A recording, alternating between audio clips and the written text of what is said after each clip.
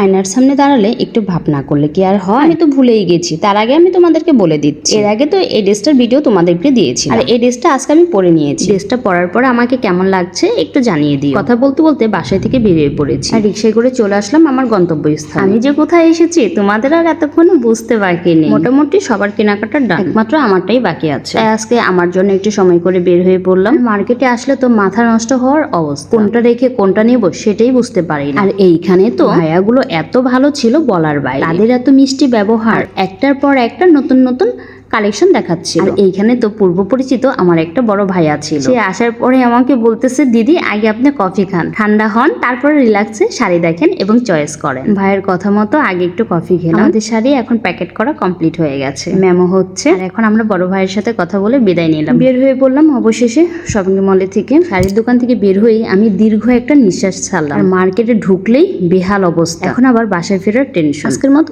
এই পর্যন্তই, টাটা, সবাই ভালো থাকবে।